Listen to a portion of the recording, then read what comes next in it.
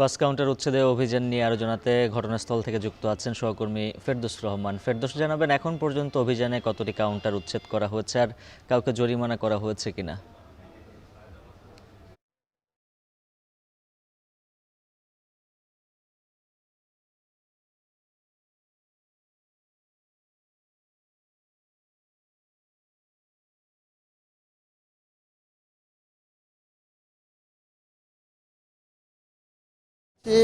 সায়দাবাদ বাস টার্মিনালে এখানে সকাল থেকেই ঢাকা দক্ষিণ সিটি কর্পোরেশনের যে অবৈধ বাস কাউন্টার উচ্ছেদ সেটি পরিচালনা এখনও অব্যাহত রয়েছে।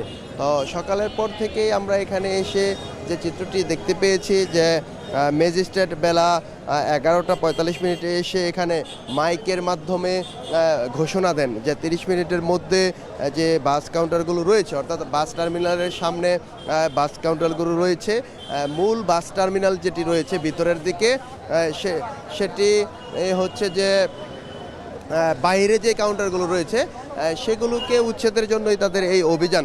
এবং আমরা নির্বাহী ম্যাজিস্ট্রেটের সঙ্গে কথা বলেছি ঢাকা সিটি দক্ষিণ সিটি কর্পোরেশনের। তিনি আমাদেরকে যেমনটি জানিয়েছেন যে রাজধানীর টিটিপাড়া থেকে সায়দাবাদ হয়ে জনপথের মোড় পর্যন্ত যে 240টি কাউন্টার রয়েছে সেগুলো সবগুলোই অবৈধ এবং তারা এগুলো অনুমোদনহীন বলে দাবি জানিয়েছেন। তো সেগুলোকেই তারা এখান থেকে উচ্ছেদ করছেন।